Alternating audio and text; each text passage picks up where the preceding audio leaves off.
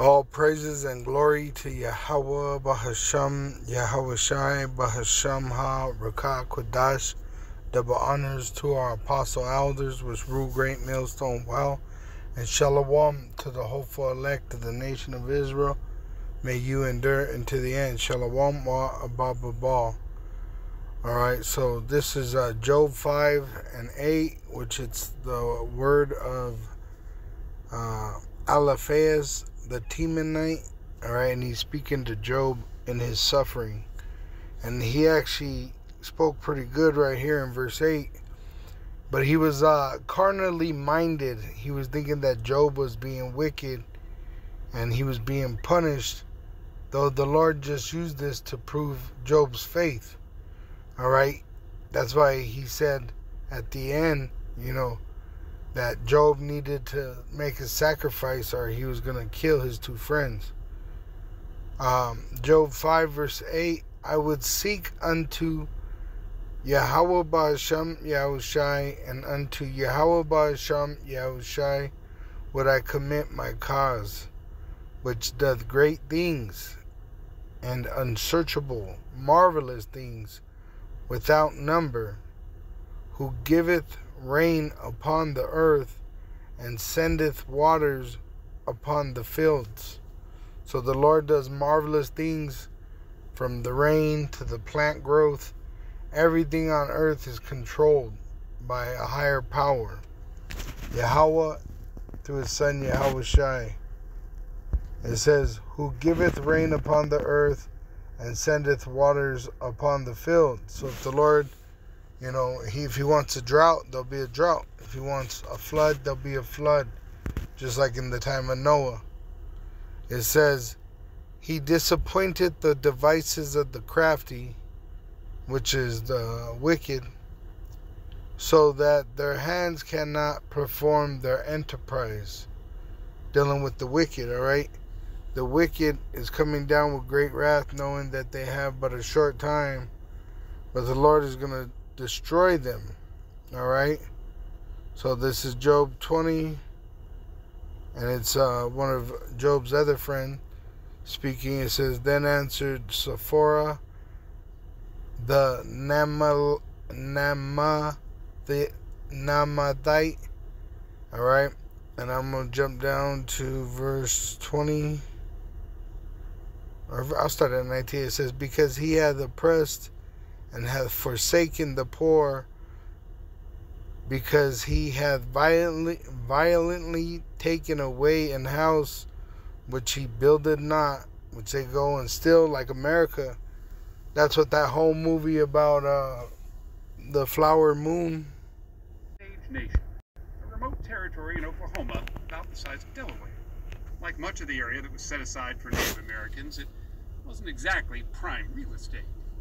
But in the early 1920s, something happened out here that no one expected.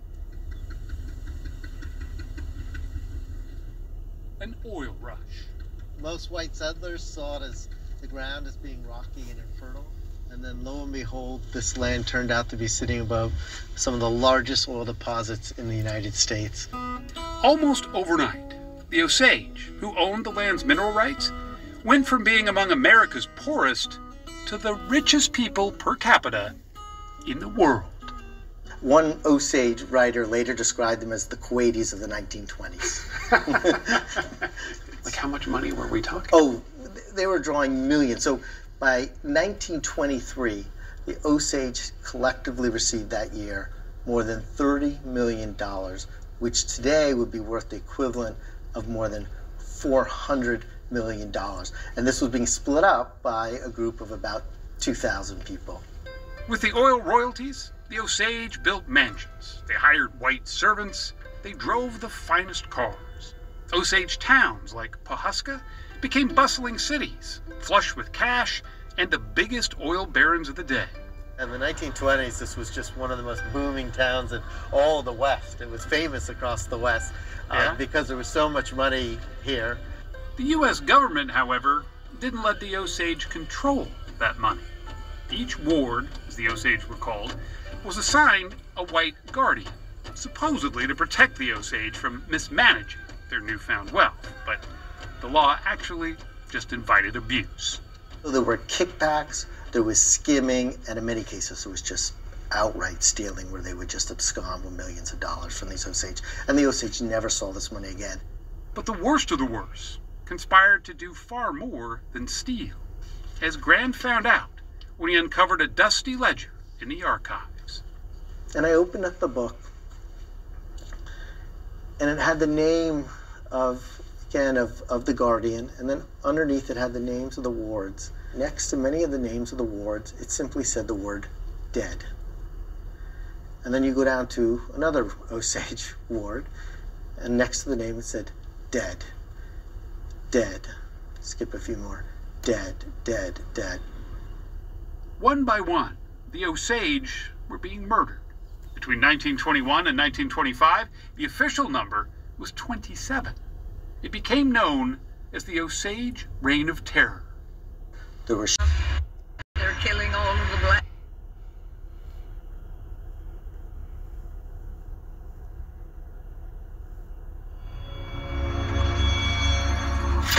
They was given notice out on the street, leave town, leave town. They're killing all of the black people. An entire community was destroyed. Their wealth was taken from them. It looked as if it was Hiroshima. Atomic bomb had gone off. What few trees were left had no leaves. They were just charred. And then the story was suppressed until almost now.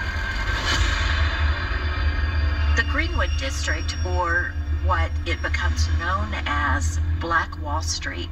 These are people who own their own homes. They had their own businesses.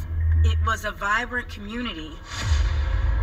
What happened in 1921 on May 31st through June the 1st was 18 hours of sheer terror. I never want to see anything like that again. Never. We don't know who fires the first shot, but that begins a bloodbath. African Americans are attacked in their homes. They are machine gunned down in the streets. They woke up to the sound of bullets hitting their homes. Smoke and flames are everywhere. They set fire to the curtains so the houses will burn. Airplanes, the morning of June 1st, flying over the city and dropping turpentine bombs. All right, going back to Job 20, verse 19. Because he hath oppressed and hath forsaken the poor, because he hath violently taken away an house which he builded not. So who's it talking about? It's talking about that so-called white man, the red devil the Bible speaks of. Surely he shall not feel quietness in his belly. He shall not save of that which he desired. There shall none of his meat be left. Therefore shall no man look for his goods. In the fullness of his sufficiency he shall be in straits. Every hand of the wicked shall come upon him. When he is about to fill his belly, Yahweh through his son Yahushua shall cast the fury of his wrath upon him, and shall rain it upon him while he is eating, which is the nuclear missiles. And when he comes to his fullness is when he makes that implantable microchip mandatory for buying and selling. It says, he shall flee from the iron weapon, and the bow of steel shall strike him through. It is drawn and cometh out of the body, yea, the glittering sword cometh out of his gall. Terrors are upon him. All darkness shall be hid in his secret places. A fire not blown shall consume him. It shall go ill with him that is left in his tabernacle, being these bunkers that they have. Alright, the ones that are in the bunkers, they're going to have a horrible time because they're going to get the reward of their hands. The elite, the rich of the Edomites, the so-called Caucasians, they're going to hide in bunkers in the time of trouble, and they're going to be, saved, preserved for slavery. All right, it says in Isaiah 3 verse 11, woe unto the wicked, it shall be ill with him, for the reward of his hands shall be given him. All right, so this devil, the so-called white man, he has hell to pay. All right, it says in verse 12, Job 5 verse 12, he disappointed the devices of the crafty, so that their hands cannot perform their enterprise. So he's gonna, cancel them out when they think they're about to get a new form of ruling, when they put that implantable microchip out and make it mandatory for buying and selling. He taketh the wise in their own craftiness, and the counsel of the forward is carried headlong. But I was thinking of Haman, all right, in the book of Esther, which he was planning on killing all the Israelites by having them hanged, but him and his family, ended up on those gallows. And that's what's going to happen to Esau. Esau has a plan to kill the so-called Negroes, Latinos, and Native American Indians, which he's going to be allowed to kill 2/3 in America, but the nuclear missiles are going to fall upon his kingdom, upon his head, and them that are in the bunkers, all right, they're going to be arrested and put in slavery. It says, in fact, let me read that in the NLT. This is Job 5 verse 13. He traps the wise in their own cleverness, so their cunning schemes are thwarted. See? So these devils are going to get tripped up by their own feet, because they're on their, they're on their way to do wicked. All right? So the Lord ain't dealing with the wicked, because the elect are repenting. So the power is being taken from the wicked and given to the righteous, because the wicked are being overthrown because of their wicked decrees. It says, they meet with darkness in the daytime, and grope in the noonday as in the night. But he saveth the poor from the sword, which the sword is that so-called white man, the devil that the Lord is going to use to kill on this earth. It says in 2 Ezra 15 and verse 5, behold, saith the Lord, I will bring plagues upon the world, the sword, which is that so-called white man, famine, death, and destruction. I'm going to jump down to 14. Woe to the world and them that dwell therein, for the sword and their destruction, the so-called white man, and the nuclear destruction of their kingdom of heaven, which is America, the whore that rides the beast. It says, and their destruction, the so-called white man's destruction, draweth nigh. And one people shall stand up and fight against another, and swords in their hands. Which this devil, he's going to cause famine, death, and destruction. Alright? Because he knoweth that he hath but a short time, but really, it's the Lord putting it in him so that he could bring that judgment upon the earth, because he is the sword, and the Lord is going to use him to put many, many people to death. And then he's going to make him, the so-called Caucasian, the Edomite, extinct, because he's not going to be needed no more. Because the only ones that will remain are the remnant of Israel, which are the righteous. And he's going to give the reins of the earth to the righteous, starting with King David. It says, but he saveth the poor from the sword, from their mouth, and from the hand of the mighty. Now let's go to Isaiah 54. And it says in verse 16, behold, I have created the smith.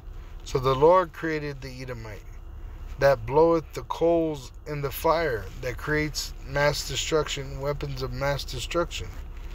He was given the sword. Today he has the great sword, the nuclear missile.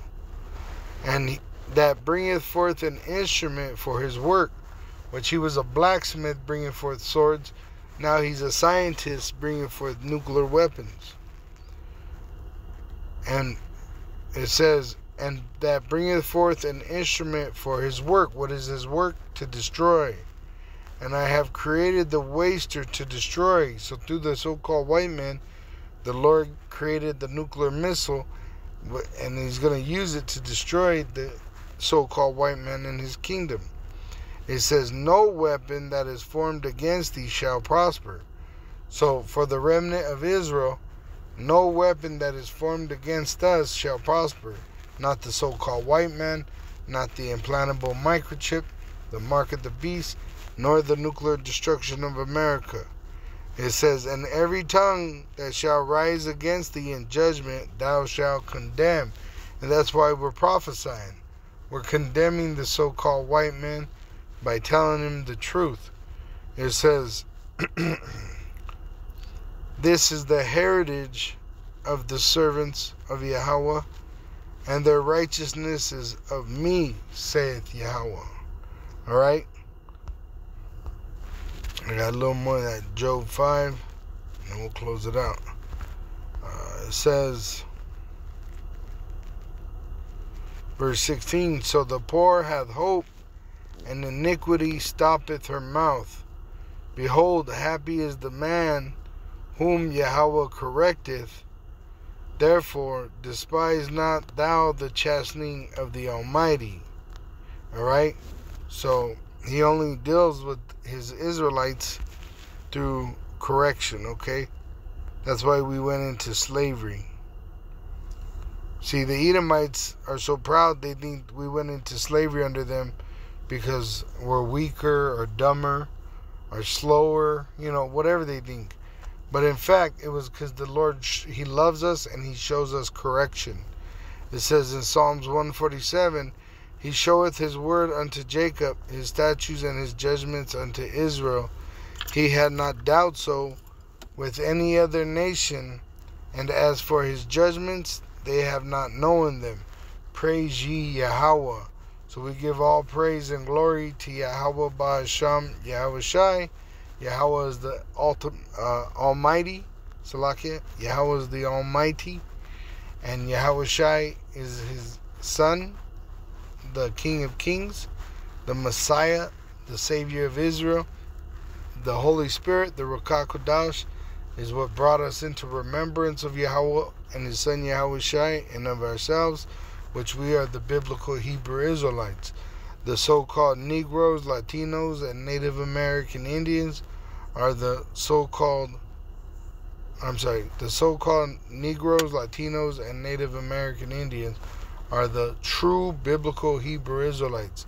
We are in slavery because the Lord shows us his judgments. He corrects us because he loves us. But he's going to destroy the wicked because we have accomplished our captivity. We're repenting. It says in Lamentations 4 verse 22, the punishment of thine iniquity is accomplished, O daughter of Zion. He will no more carry thee away into captivity. He will visit thine iniquity, O daughter of Edom. He will discover thy sins. Alright? Which you persecuted us, you oppressed us, you murdered us, you raped us, you robbed us, you overcharged us, you blamed us, you've done everything against us that could possibly be done against us, and now you're going to have to pay for that. Thus saith the Holy Scriptures, which is the word of the Supreme God, Yahweh, and he's going to make it real when he sends the word in flesh, but he's not going to meet you as a God. He's going to come as a quickened spirit in godlike flesh. All right, he's not going to meet you as a man. He came as a man, Yahweh Shai, and he was crucified, dead for 3 days, and resurrected by the power of Yahweh. Soon he's going to return in the glory of Yahweh, and he's not going to meet you as a man. All right, he's going to come as a God, all right, as a quickened spirit, and he's going to judge the wicked. and them that do wickedly. All praises and glory to Yahweh B'Shem Yahushai, B'Shem Ha-Rikakudash. Double honors to our apostle elders which rule great millstone while, and shalom to the hopeful elect of the nation of Israel. May you endure unto the end. Shalom wa abba.